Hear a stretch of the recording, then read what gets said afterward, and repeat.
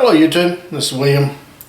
Welcome to another introduction video, and please excuse my appearance. Dirty. I've been in the shop all day trying to get these 8 knives ready for you guys.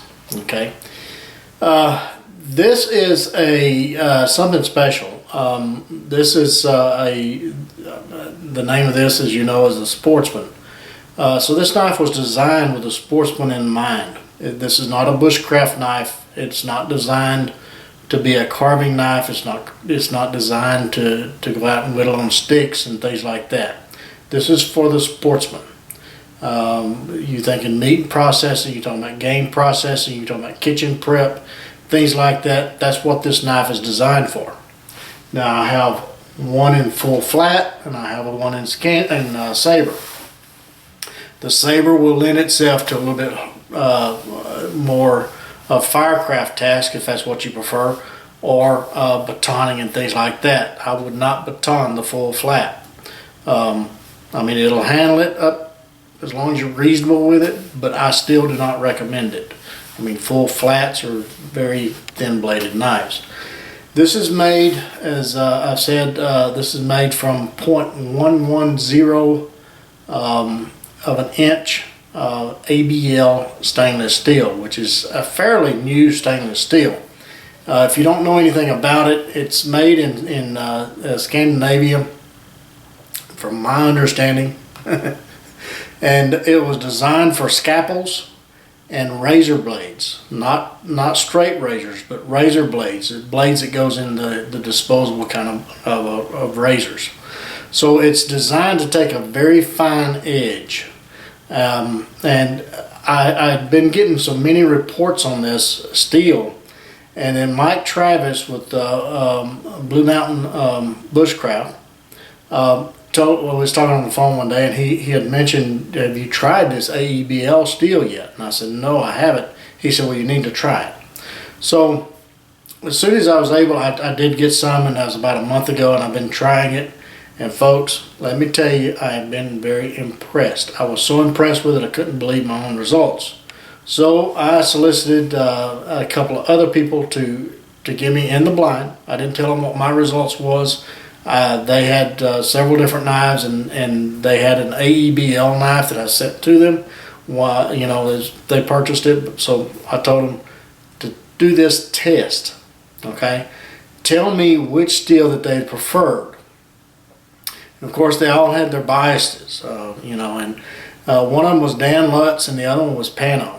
I'm sorry, Pano, I can't pronounce your last name, buddy. But I will put links of their video down in the description below, okay? So right now, I'm going to just insert some video of my testing and kind of give you guys an idea of what all I did to test this steel out. I did a cardboard test. I sliced about an 8. This cardboard is about 1/8 of an inch high, probably about 3.5 feet long. I did right at 200 slices with this full flat edge, and it would even after 200 slices, it was still sharp enough to pull the hair. It really didn't shave all that well, but it did pull the hair. What was amazing is how well or how quickly it recovered. That is a problem with stainless steel, is that even though it holds an edge for a long period of time, the recovery takes forever to resharpen the knife. This one is a different animal, folks. And as you see here, it only took about 10 strokes, 5 on either side of the sharpening steel, as I recall, to actually bring it back hair popping sharp with the little mini steel that I use at Victorinox. If you want one of those, go to Amazon and do a search for Victorinox mini sharpening steel. They have tons of them, but I only recommend the Victorinox. I don't recommend any of the others. Okay, so that was very surprising. That was an eye-opening there, that this is a special breed of steel, of stainless steel especially. You usually only get this with high carbon steels, but this knife holds an edge. And if you recall, I did a comparison doing the same test with cardboard between my 01 and CPM 154. And if you haven't seen that video, you can go back through my history of videos and find that. And as I recall, I think the old one lasted about 150 strokes before it lost its edge where it wouldn't shave. And that was about half the height. So this steel actually performed at least twice as better than my old one, which is very surprising. Okay, and then to bring it back that easily, it's just I couldn't believe it. So without telling Pano and Dan all of this stuff, I had them test it and their results, and like I said, I'll link their videos in the description box below. I did some carving tests with it. I did a little bit of batoning with the full flat. Again, I don't recommend it, but you can get away with it if you're not just completely stupid with it. And with red oak, as you can see here, this is red oak. And I even did some feathers and doing twist cuts in the wood. And if you hear real close, you can hear the little tick tick as the blade is flexing and releasing.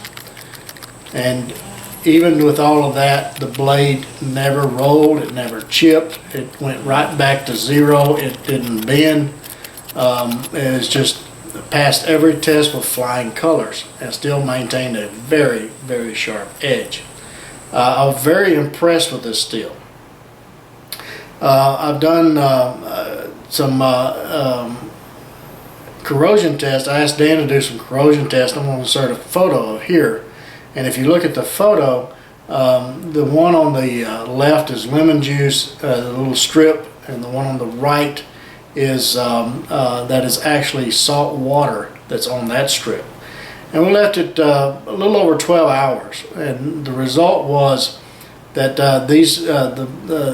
the steels were 01, the one in the middle was D2, and the funny looking one with the brown handle, that one was AEB-L. The lemon juice discolored the blade slightly, it didn't etch it. Now the other blades, the lemon juice etched the blade actually. But even the D2, the lemon juice etched the blade. Salt water, of course, it ate the 01, it didn't eat it up. It started to form a little bit of rust on it. But the AEB-L, it discolored it for the lemon juice, but it did not etch the blade, and the salt water didn't even phase the blade. So it is truly a very good stainless steel. Now, stainless doesn't mean stain proof. It's stainless, okay? So, you know, it's still yet to be seen if you can throw it in a bucket of salt water and leave it for 2 or 3 months. I don't know that. I don't know why you'd try that, but hey, and realistically, if you leave it for about 10, 12 hours, nothing's going to happen to it. We do know that, okay?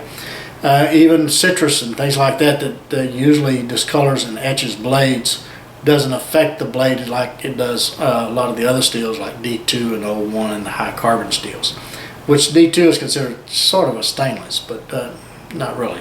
But anyway, so with that done, I was very impressed with this steel. Last night I was about half asleep and I realized that I didn't talk about the links and all this other stuff about the knives and the pricing. So I thought maybe I would insert this into the video before I uploaded it this morning. So I got out in the shop. It was like 5 o'clock in the morning, but hey, it's typical for me. But anyway, the lengths on these, the blades, the cutting edge, is going to be around 4.5. I mean, give or take 1/8 here and there. The overall lengths is about 9 3/4, somewhere along in there. The width of the blade at the widest part is about 1.25 inches. So it kind of gives you an idea of the handles. And I also wanted to talk about this one. This one is with black liners. It's a full flat.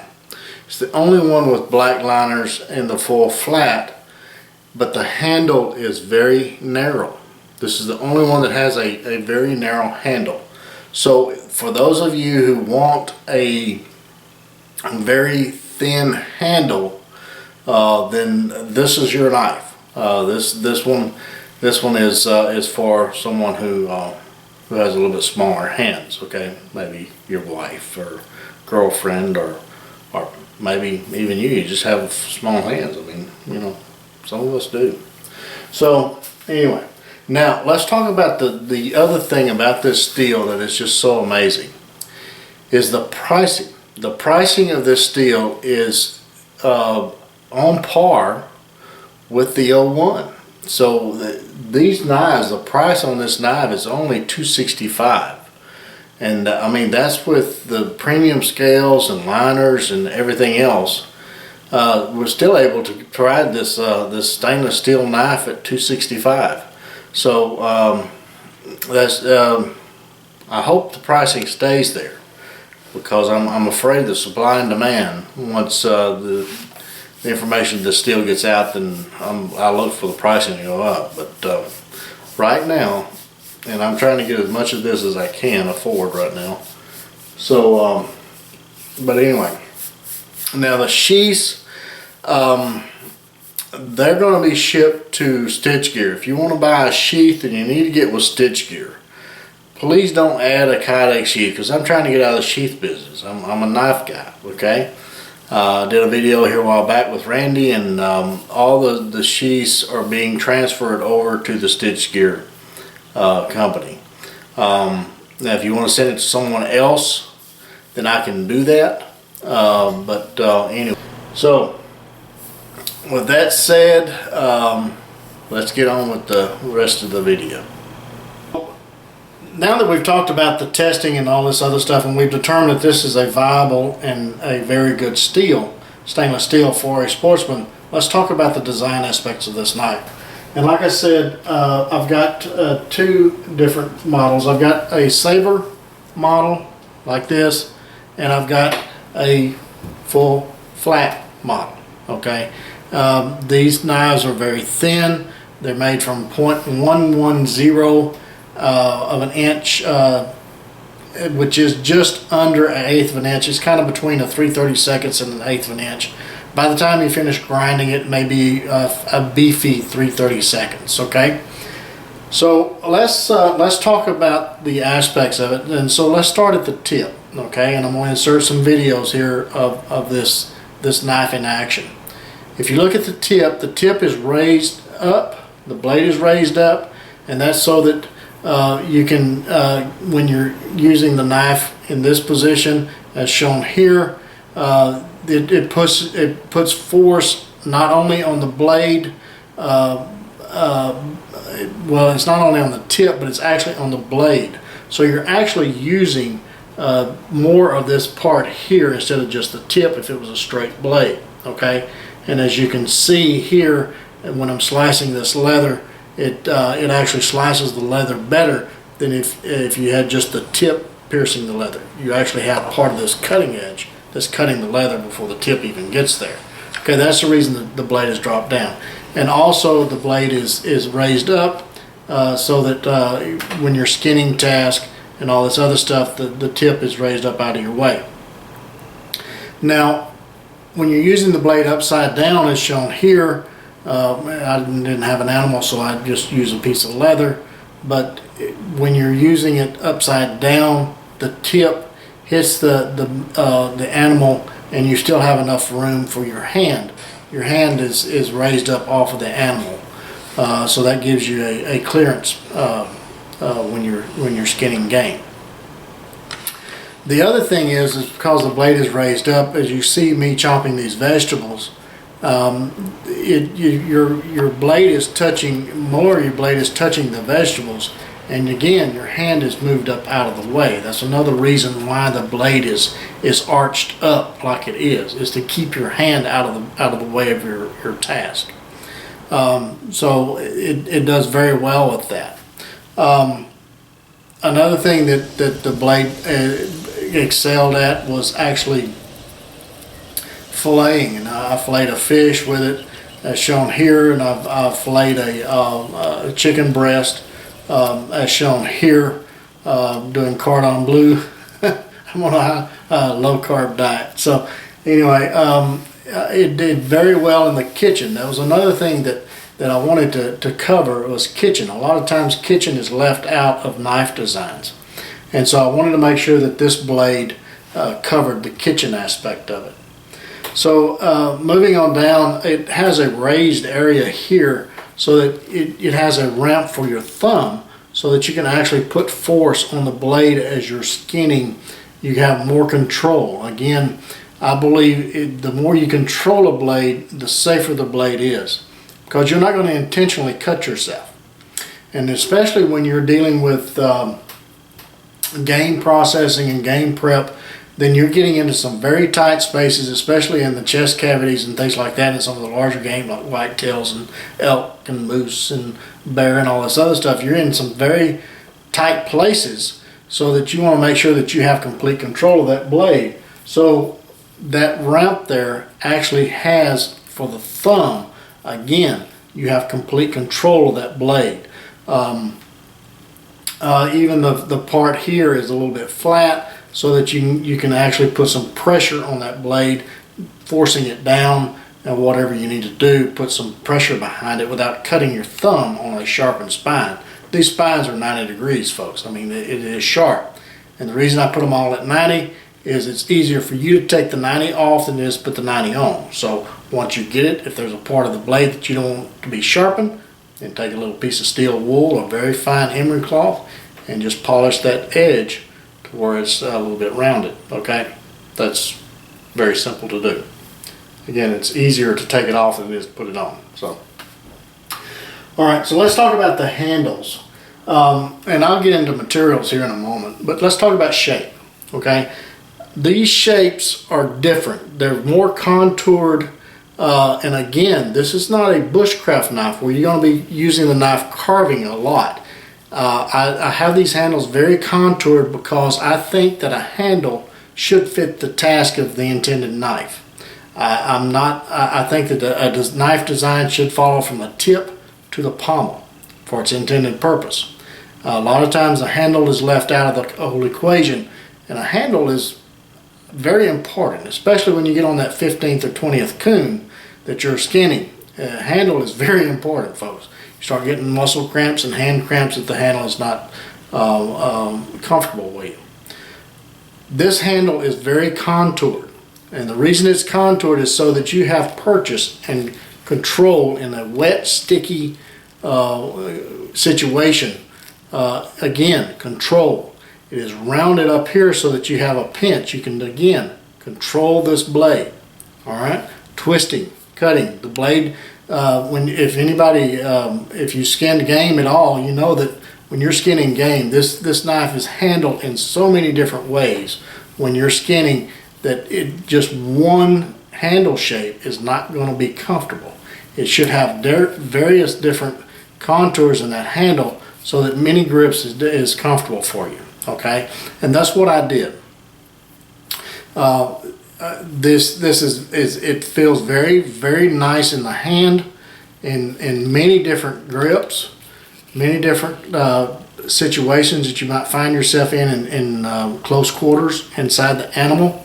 Even this little raised up edge here has a purpose. So as I've shown here, zipping up through this material, then you have a place for your thumb to ride when you're doing those belly cups. Open up them the bellies and those cavities like that when you're using the blade upside down, or even running up a deer's leg or animal's leg when you're skinning.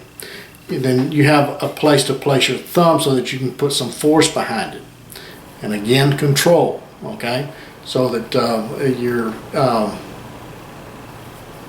have a controlled blade. All right, so then of course it has the hidden lanyard, which all of them have that.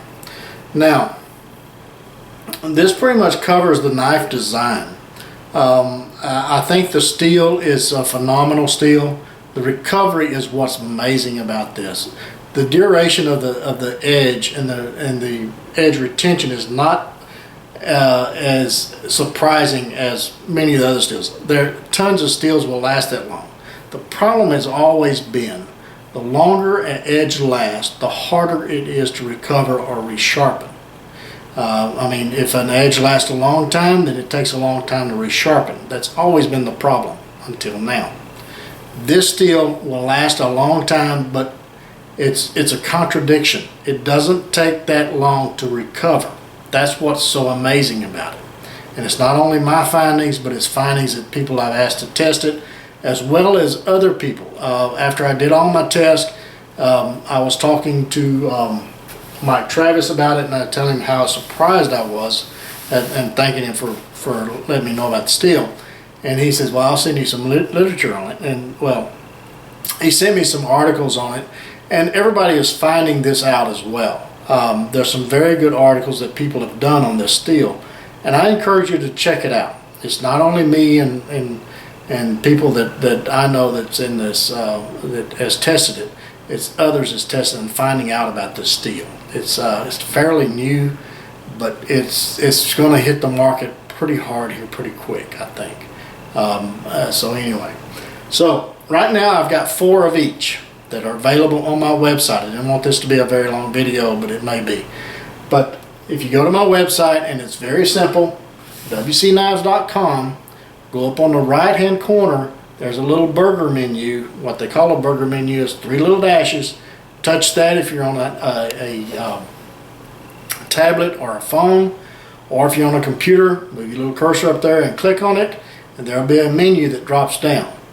In that menu, there's a page, a web page that says available custom knives. Click on that, and inside there's 2 listings, one for saber and one for full flat. And inside there's choices. There's 4 choices, and it's all listed according to liners, because they claim that one of these is walnut and the other is what they consider rosewood, but I can't tell the difference. And this is dyma wood, which is a laminated birch, okay, that has been dyed. And it's a natural material. It's been processed, but it's still a natural material. And a word of caution, look at the pictures very closely, because at the pins there's little checks in places of where the wood is separated, and in certain parts it looks like there's a crack. But these knives have been treated with liners, and they have an acrylic finish over them, so there should not be any problems at all. But it's going to look like that, okay? That's just part of it. The pins are a little bit closer than they should have been. So in the future, pins will be moved up a little bit further away from the hidden lanyard. But hey, the knives are fine. But again, that's going to be an aesthetic issue. If that's going to be a problem, then you may want to pass on these. And again, if you want something different, a different steel or a different handle material or whatever, then you can also custom order these knives from a custom order page, web page. Okay, so I think that I have covered everything. If you have any questions, just ask them. But again, these are acrylic finished dyma wood and Dymalux handles, if you're familiar with that material. You know, this is coffee, in case you don't understand what coffee is. And you know, it's a new material for me to work with. I haven't worked with this stuff. This is the first time, and we'll see if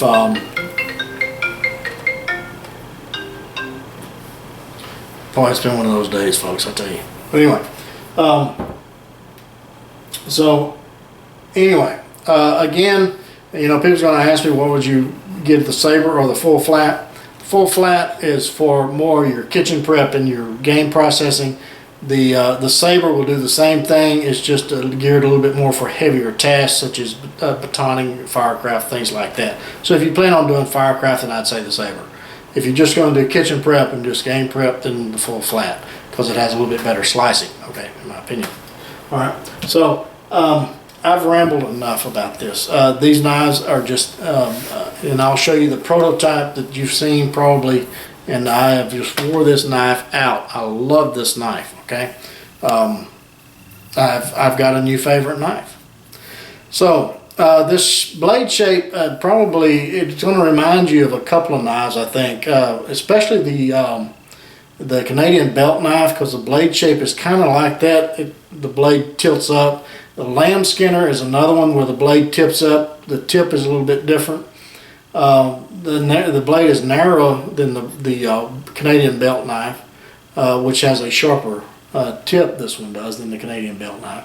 And also the Groman, the Canadian knife company that came out with the Canadian belt knife, they have a trout and bird knife that is similar to this, but the blade again is a little bit narrow, and the blade is the tip is a little bit more blunted. It's not quite as sharp as that one, and again the blade doesn't tilt back like that.